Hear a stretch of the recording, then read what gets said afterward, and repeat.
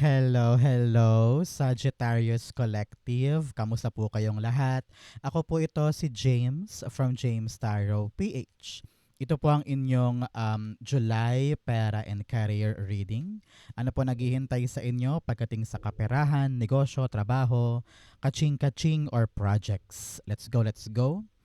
But first, ihanda mo na Sagittarius sa yung isang tanong ha. Kung meron kang pang malakasang one question, hawakan mo yan at sa dulo po atin po yung sasagutin by using these cards. Okay, let's begin.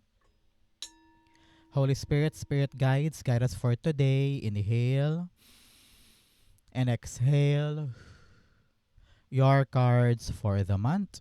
Ooh, nice. Congratulations agad-agad. Siya nga pala mga Sagittarius, thank you ha sa lahat po ng mga hindi nag-i-skip ng ads, nagla-like, nagko-comment at patuloy pong sumusuporta sa atin every time po na meron tayong libreng reading para po sa inyo. Okay?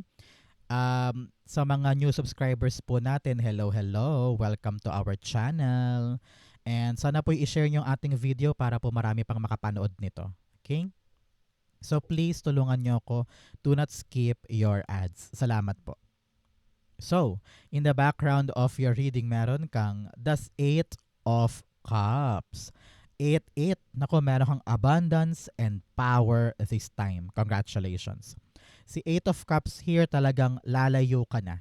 Ito yung buwan kung saan iiwanan mo na kung ano yung mali, kung ano yung hindi gumagana, kung ano yung nakasanayan na parang hindi na fulfilling, hindi ka na kontento, parang wala nang pinapatunguhan. Kitang-kita mo na ngayon yung reality na parang mali to, mali yun.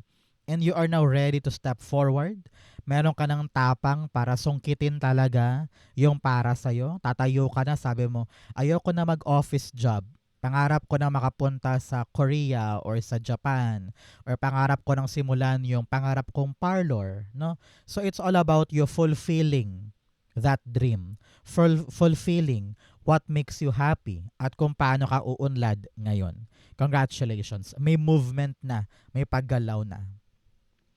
Especially here in your core energy, meron kang the 6 of Swords. Parehong cards ang nagpapakita sa atin, Sagittarius, ng paglisan, pag-alis, paglayo, pag-move, no?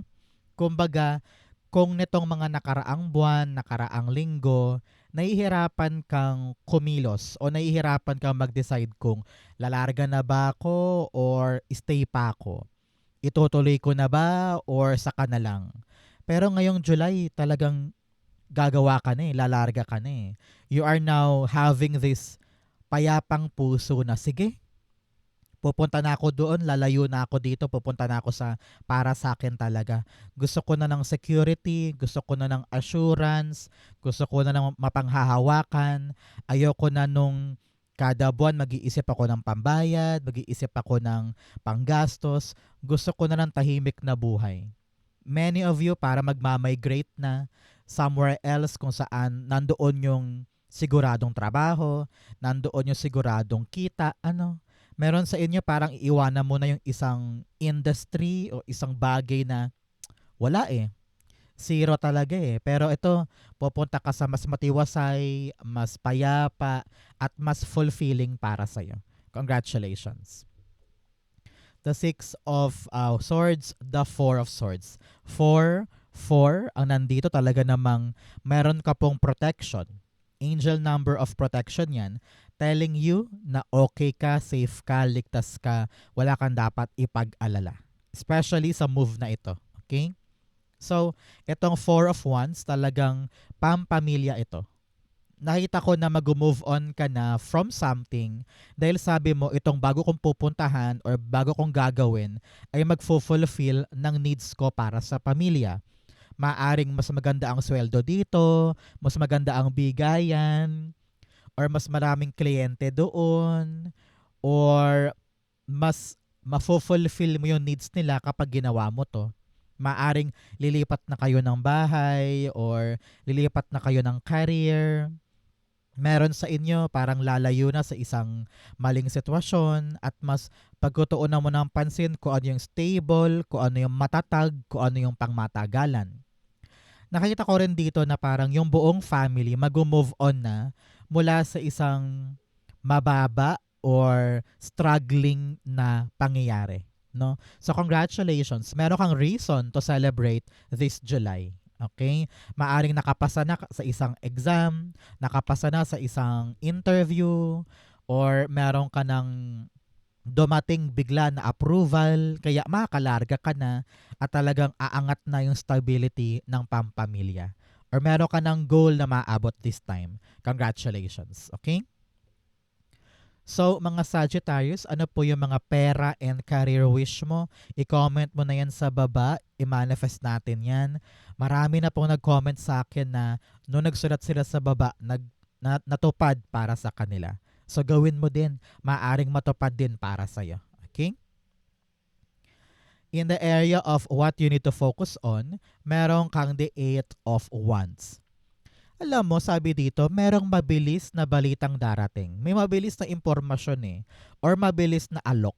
Parang opportunity ito na hindi mo na dapat pang pag-isipan. Parang ganun Parang hindi kanya binibigyan ng chance na magmuni-muni pa or pag-isipan pa to.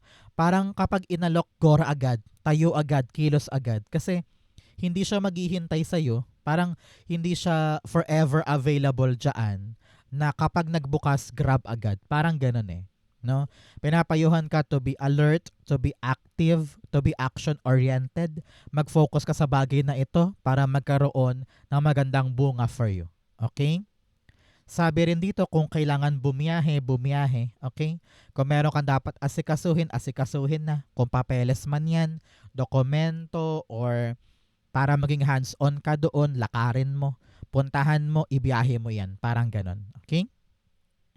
8 of Wands, meron kang the Tower card. Yes, things are definitely changing dahil sa pagpasok ng mabilis na bagay na ito.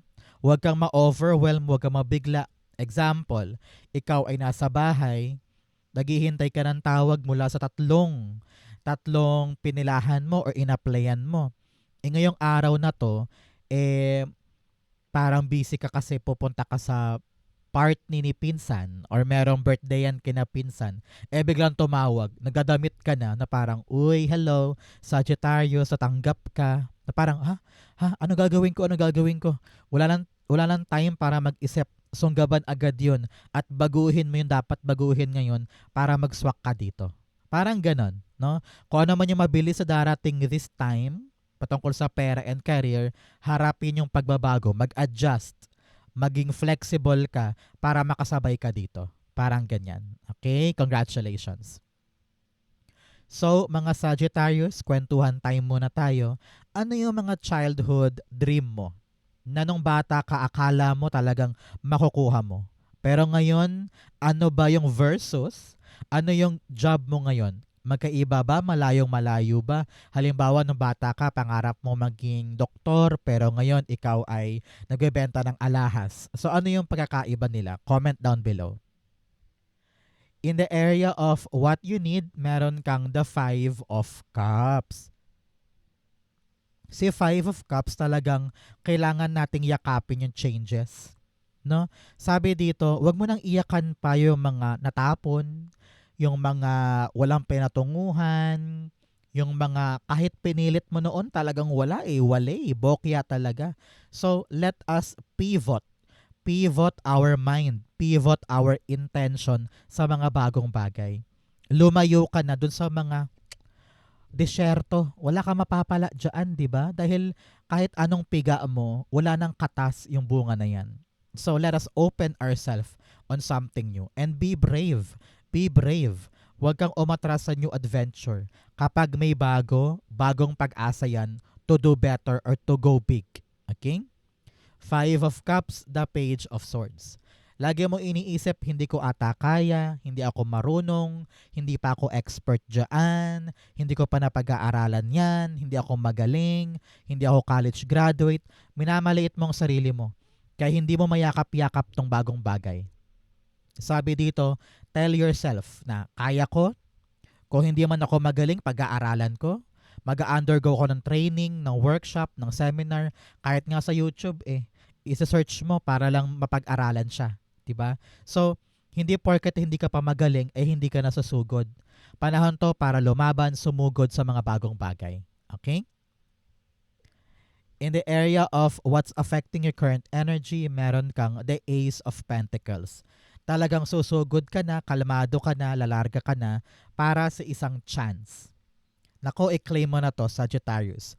Isang malaking opportunity na susi mo para sa bigger things sa buhay mo. Kita mo ba yung arko na yan? Yung arko sa dulo may bundok. Yung mga bundok na yan, representasyon yan ng mga pangarap mo, ng mga goals mo. So, itong susi na ito, ang paraan para makapasok ka doon. Kaya lumarga ka na, umalis ka na sa mga dapat mong alisan. Kapag dumapo sa'yo itong blessing na ito, take it, grab it, because it will lead you to a better life na pinapangarap mo. It will lead you to a celebration. Hindi lang ikaw mag-celebrate, kundi family mo din. Na parang, yes, nakuha na natin. Yes, payapa na yung buhay. Yes, ito na yung chance namin. Congratulations. Nakikita ko bagong bahay, bagong lugar, bagong trabaho na talagang ikakaligaya ng pamilya. Out na kayo sa hikahos, enter na kayo sa payapang buhay. Congratulations. Ace of Pentacles, the Ace of Cups. 1-1. Talagang merong new journey, new door, new opportunity, bagong buhay, bagong landas. Congratulations. Sabi dito, halo-halo emosyon mo sa bagong bagay na yan. Medyo kinakatakutan mo na parang, kaya ko ba yan? Kukunin ko ba yan? Igogora ko ba yan? Sigurado na ba yan? Pero wag ka mag-alala. Nako, napakagandang problema ito. No? Tanggapin mo na lang, yakapin mo ng buong puso. Mahalin mo to so that it will give you multiple na paglago. Okay? Ito na yung susi. Kaya gamitin ng tama, ipanalo mo to. Okay? In the area of your near future, meron kang the Four of Pentacles. Ito ka, having a stable life. Talagang naka-align lahat sa buhay mo. What you want, nandyan. What you need, nandyan. Hindi ka na mag-iisip kung paano ko makabayad ng kuryente, paano ko makabayad sa ganito, sa ganyan, paano ko makapag-grocery. Whatever you need, nasa kamay mo na. Very contented, very fulfilled. Whatever you need, nasa iyo. Okay? So, financial stability, financial freedom, and financial security nasa iyo. So, congratulations. Okay? The Four of, nakita ko parang kung ano man yung papasukin mo na negosyo, trabaho, pagkakakitaan, stable. Maganda ang kita, maganda ang pasok ng pera, hindi ka na mag-iisip paano to, paano yun. Dahil meron ka ng makukunan. Okay? Congratulations. Four of Pentacles, the World card. World card's all about talagang success, accomplishment, tagumpay. Meron sa mga anak mo or ikaw, parang gagraduate na ng college, makapasok na sa bagong trabaho, natanggap siya halimbawa sa Korea or sa isang licensure exam. Talagang merong pagkumpleto, merong pagbuo, merong accomplishment dito na ang resulta, stability, financial security. Congratulations. Okay? Talagang next level na to ng buhay mo. Nakalaya ka na sa past cycle mo. Nandito ka na sa isang bagong cycle na maunlad, payapa, at talagang merong abundance. Congratulations. In the area of your challenge for the month, meron kang the Seven of Cups. Sabi dito ng yung spirit guides, may mga takot ka pa din. Takot na gawin sa yung reality yung mga pangarap. Marami kang gustong to pa rin eh. Marami kang gustong abutin, pero takot kang gawin siya. Takot kang i-bring down siya in your reality. Na kontento ka na lang na, ay ang ganda-ganda isipin, ay ang ganda-ganda pangarapin, ang ganda-ganda panaginipan ng mga bagay na ito. Pero dapat kumikilos ka para matupad siya. Hindi pwedeng puro pantasya lamang or puro pangarap lamang, no? So now, while we're talking, kailangan talagang mag-move. Kailangan mo talagang gumalaw para ito'y matupad. Okay? Importante yan para sa'yo. Seven of Cups, the Lover's card. Lover's card's all about commitment and choice. Panahon na for you para mag-decide na, sige, tutuparin ko na to, gagawin ko na to, aasikasuhin ko na to para matupad na sa aking reality. Hanggat hindi ka nagko-commit sa isang bagay, hanggat hindi ka nagkasabi na, choice ko na to, gagawin ko na, sisimulan ko na, walang mangyayari. Okay? So now, Sagittarius, you need to redefine your commitment. You really need to refocus your choices. Ano sa mga pangarap ko na to ang dapat ko nang tuparin sa buhay ko? Walang duda, walang takot, walang alinlangan, papanindigan mo. Okay? Importante yan. In your fortune, meron kang great adventure, take a risk and venture forward. Sabi dito, panahon na para lumaban, kahit parang feeling mo, hindi ko ata kaya, laban, sugod, take a risk, venture forward, manindigan ka sa mga pangarap mo, manindigan ka sa mga gusto mong buuin. Kapag takot kang gumalaw, walang mangyayari. Especially here, in your fortune area, you have the hanged man. Hindi pwedeng nakatunganga ka lang dyan, nakabitin, nag-iisip forever. You need to really make up your mind and tell yourself, sige, charge forward na ako. Tapos na yung panahon na tetenga ako. Tapos na yung panahon na stuck ako sa isang bagay. Dahil may isip mo na parang, alam ko na yung pupuntahan ko. Alam ko na yung gagawin ko. Alam ko na yung ibibuild ko. Papanindigan ko na to. Bibilisan ko na at papasukin ko yung landas ng pagbabago and changes for me.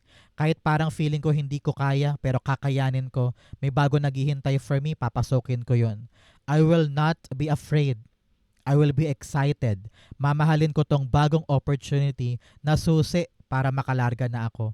Para magkaroon ako ng stable life, stable income, stable career. Tapos na ang paghihintay, tapos na ang pagkabitin mo, maliliwanagan ka na sa next big move mo. Congratulations. Hanged Man, the Nine of Pentacles. Nako, isa ito sa mga favorite kong cards. Nine of Pentacles is all about living your best life. Mabibili mo na yung pangailangan mo, masusuplayan mo na yung para sa family, para sa iyong sarili, makakapag-ipon ka na. Mabibuild mo na yung empire mo. Tapos ka na sa paghihintay, tapos ka na sa hibernation, gagalaw ka na para masungkit yung buhay na gusto mo. No? It's all about you appreciating what you have and then aiming for more. Pag alam mo yung mga bagay na dapat mong ipagpasalamat na parang, ay, dati hiniling ko lang yan, dati pinagdasal ko lang yan, dati nanalig lang ako kay God na ibibigay niya sa akin to, pero ngayon nasa iyo eh. So parang nabuhayan ka dun na, kung ano man tong ipagdarasal ko, ibibigay rin sa akin dahil ibinigay sa akin noon yung mga pinagdasal ko noon. 'Di ba? So now, enjoy it. Kitang-kita ko dito na unti-unting mapupundar mo na yung para sa'yo. You're on the path of financial freedom, financial independence, and financial security. Congratulations. Okay? In your divine messages, meron kang the end of a tough cycle approaches. Ending of a tough cycle. Kung ano man yung mga pinang-down mo kay Ten of Swords, kung ano man yung mga pagka-struggle, pagkalugmok, pagkabokya, na parang feeling mo, forever ba ako dito? Bakit ganito palagi? No. Ending na daw yan. Yung tough cycle, ayan yung world card. Nag-close na yung lumang buhay mo at papasok ka na sa bagong buhay na stable, secured, and financially independent ka na. Ngayon, with the 8 of Cups here and the 6 of Swords, aalis ka na sa buhay kung saan parang salat na salat, dapang-dapa, talagang bokya. No? Sabi dito, ma-excite ka na, dahil babawi ka na. Sisibol na yung araw sa buhay mo and you will tell yourself, wow, may bago pa pala para sa akin. Thank you, Lord. No? Congratulations. The 10 of Swords, the 3 of Swords. Yes, ito yung panahon na maghihilom ka na sa lahat ng pain. Kung sino man yung dahilan ng kasawi ang palad mo, ng heartbreak mo, ng problema sa pera and career, maghihilom ka na. Sabi mo, past na yan. Move on na ako. Meron akong mga bagong i-build. Meron akong bagong pupuntahan. At doon, yayakapin ko talaga yun. Papanindigan ko para matupad na yung mga pangarap ko for myself. Congratulations. Okay? Outcome mo yan, bigyan mo na kita ng fortune cards. Meron kang ink pot, problems to be resolved. Meron ka talaga mga problemang dapat lutasin, dapat harapin, at dapat mong i-forward na. Okay, huwag ka matakot sa mga problema. Hanggat iniiwasan mo yan, hindi yan matatapos. Sabi dito, harapin, kahit parang feeling mo hindi ko pa ata kaya, pero in reality, kayang-kaya mo yan. Okay? You also have arrow, you're on the right path. Kung ano yung ginagawa mo ngayon, medyo nalilito ka, medyo takot ka, nasa tamang direksyon ka. Kaya igora mo yan. If you believe in your heart na ito yung dapat gawin, katigan mo yan. Okay? You also have V, victory in some endeavor. Claim mo to. Talagang meron kang panalo this time. Okay? You also have flag, do not be tempted to lower your standard. Sabi dito, wag mong hayaang makontento ka sa kakarampot or ibigay lang sa'yo yung less of what you truly deserve. Kailangan dito, itaas mo yung bar, itaas mo yung bandera mo, habulin mo talaga yung para sa'yo. Huwag kang papayag na konti lang yan or hanggang dyan ka lang. Raise the bar and find and chase what's better for you. Okay? Ang outcome ni Sagittarius for July pera and career, the 9 of Wands. Sabi dito talagang padulo na, pa-ending na yung paghihirap mo. Yung pinapaayos mo, yung pinag-iipunan mo, yung binabayaran mong loan, yung inuutay-utay mo na utang, yung binibuild mo na bahay or lupa, yung pinapatapos mo na mga anak. Naku, malapit ka nang matapos sa mga responsibility na yan or paghihirap na yan. Kaya huwag bibitaw sa buhay. Okay? Meron ka pang bagong ruta, bagong pag-asa, bagong gagawin. Kaya keep on fighting on what you're building. Okay? Because panalo ang mga hindi umuurong at talagang ikaw ang chosen one to get that. Napatunayan mo na sa universe, marami ka nang naranasan, ngayon ka pa ba susuko? Diba? 9 of Wands, the King of Cups. Magpakakalmado ka lang daw. Relax ka lang. Huwag mong hayaan na maapektuhan ka ng iyong emosyon. Kailangan utak at willpower ang pagganahin para ma-accomplish. Itong move na to, syempre hindi yan madali, pero itong move na to, alam mo sa puso mo na kailangan ko na. Para matapos ko na to, para ma-build ko na, para ma-create ko na, para hindi na ako paulit-ulit. This move is beneficial para makuha mo yung tawag ng damdamin mo. Pero ngayon bilang paalala, learn to really hold your emotion. Hindi pwedeng bigla-bigla ka lang sisigaw, magagalit, mag-quit, aatras, or makakapagsalita ng mga bagay na hindi mo naman minimin. Baka makasira yan sa inaasikaso mo. So, make sure na kalmado ka, relax ka, para ito yung magdire-diretso hanggang ending para sa'yo. Hanggang matapos siya, hanggang sa mabuo siya, hanggang sa maging successful siya. Okay? So Sagittarius, dako na tayo sa yung isang tanong, isang sagot. Pumikit ka na dyan.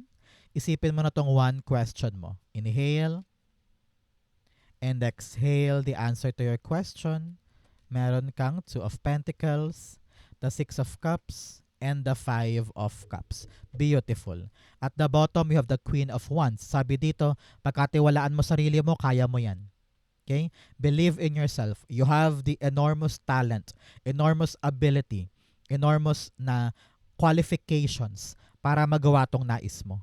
Kaya trust your ability. Dapat meron kang confidence at huwag na huwag ka makikinig sa mga negang tao sa paligid. If you can think of it, you can make it. If you can make it, you can achieve it. Okay? Here, panatilihing balanse ang buhay. Kung ano yung mga panggulo, iwaksi mo muna yan. Learn to move on. Okay? Meron kang mga bagay na dapat mo nang bitawan, pero hindi ka makabitaw-bitaw kasi iniisip mo hindi ko kaya. Iniisip mo na hindi ko kayang tumayo sa sarili kong paa. Hindi ko kayang abutin yan on my own. Lagi mo iniisip yan. So baguhin mo yon. Learn to really detach yourself from the past para magbalanse na yung buhay. Makapamili ka na sa mga dapat mong tahakin na bago. Masyado kang nakakulong sa past. Masyado kang parang, ay hindi ko ata kaya. Forever na ata ako dito. Balikan ko pa yun. Baka gumanda pa. Baka mahabol ko pa. Pero you know in your heart na dapat nang isara. You have to make a choice to leave something in the past na hindi nakakatulong sa present life mo. Akala mo lang hindi mo kaya. Akala mo lang hanggang dyan ka lang. Pero in reality, you have the every means to build something better, to build something new. Kaya bakit ka magtsatsaga sa luma kung kaya mo naman gumalaw para sa bago? Okay? Learn to wake yourself up. Tinutulog mo or pinapahinga mo na parang bagoong yung talent mo, yung skills mo, yung potential mo. Marami ka pang pwedeng gawin. So, open your portal. Open the new opportunity. Palayo sa past. So, ngayon, you have to decide. And tell yourself, kaya ko sa mga bagong bagay. Igogora ko na to. Okay? If you're waiting for a yes or no, the answer is yes. Pero kailangan tong pagsumikapan, paghirapan, pagtrabahuhan. Start it with yourself. Okay? Importante yan. So, Sagittarius, yan po yung isang tanong, isang sagot. Ganon din po ang inyong July pera and career. Saan po kayo nakaresonate? Comment below. Babasahin ko po yan. Thank you, Holy Spirit, Spirit Guides, for the clarity for today. Thank you po for watching hanggang dulo. I love you. This has been James for James Tarot PH. God bless everybody.